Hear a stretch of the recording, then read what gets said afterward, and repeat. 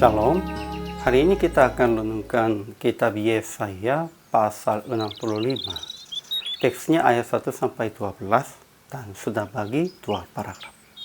Paragraf yang pertama ayat 1-7. Tuhan siap menjawab umatnya, tetapi mereka tidak berdoa kepadanya. Ia bersedia ditemui oleh mereka, tetapi mereka tidak mencarinya. Bangsa itu tidak memanggil Tuhan, walaupun ia siap menjawab. Paragraf yang kedua ayat 8-12. Tuhan akan memusnahkan mereka karena begitu jahat. Namun Tuhan tidak akan memusnahkan sekaliannya. Sejumlah orang Israel dari suku Yehuda akan diberkati. Dan keturunan mereka akan memiliki tanah pegunungan. Kesimpulannya, pasal 64 diselesaikan dengan permohonan Nabi. Tuhan, turunlah dan tolonglah kami. Sehingga Tuhan menjawab tentang perkataan Nabi. Aku siap menjawab umatku, tetapi mereka tidak berdoa kepadaku. Aku bersedia ditemui oleh mereka, tetapi mereka tidak mencari aku. Bangsa itu tidak memanggil aku, walaupun aku siap menjawab. Inilah aku. Bahkan bangsa Israel terus-menerus mempersembahkan kurban di kebun-kebun untuk dewa-dewa dan membakar kemenyan di mesbah-mesbahnya. Waktu malam mereka pergi ke gua-gua dan makan daging babi dan minum kuah daging yang haram.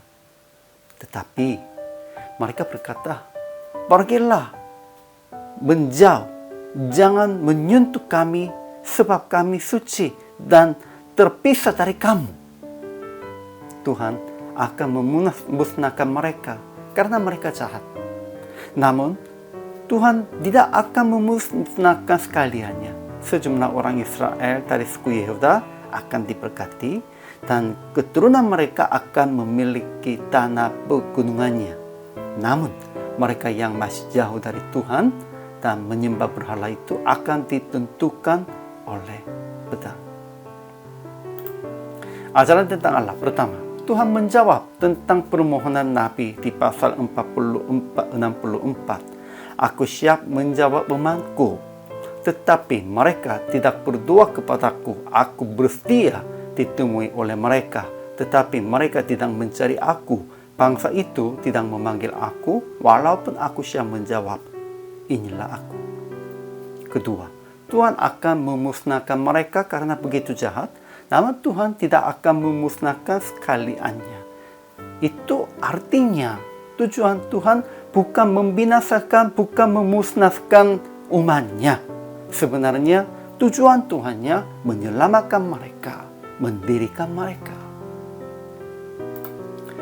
Namun ajaran tentang manusia, manusianya bagaimana? Pertama, waktu malam mereka pergi ke gua-gua dan makan daging babi dan minum kuah daging yang haram. Tetapi mereka berkata, pergilah menjauh, jangan menyentuh kami, sebab kami suci dan terpisah dari kamu. Ini kepada orang asingnya. Ya, mereka pun juga sudah berbuatnya kekejiannya, namun tidak mengerti tentang itu, dan merekanya mengejekkan orang yang lainnya begitu.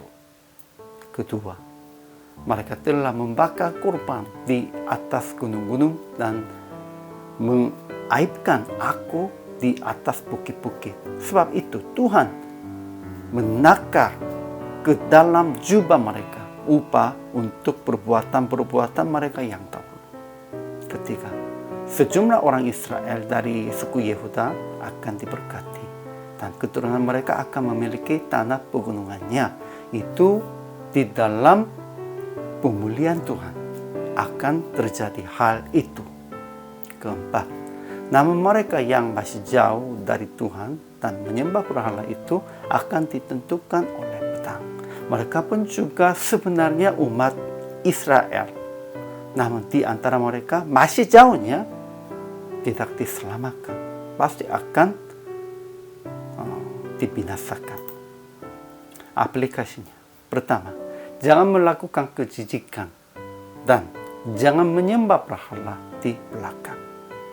Ya, di depannya beribadah, namun di belakangnya menyembah berhala. Ada banyak orang begitulah. Ya, tidak berbuat secara langsung, namun hatinya begitu juga ada. Kedua, percayalah akan Tuhan memulihkan orang-orang yang percaya dengan sesungguh dan memberitakan kepada orang-orang lain. Ketiga, membedakan benar yang beribadah kepada Tuhan dan penyembahan berhala. Ya, namun banyak orangnya masih berpikir beribadah, sekalipun mereka menyembahkan berhala. Begitulah. PR praktek, introspeksi diri. Apakah ada atau tidak ada penyembahan berhala di dalam kehidupan kita? Kita harus introspeksi dirinya dan hanya beribadah kepada Tuhan dengan hati sesungguh. Kalau sudah berbuatnya penyembahan berhala, kita harus kita harus bertobat dan kembali dari itu. Tuhan sungguh memohonnya kepada kita dengan demikian itu. Hari ini juga selama melayani, Tuhan Yesus memberkati.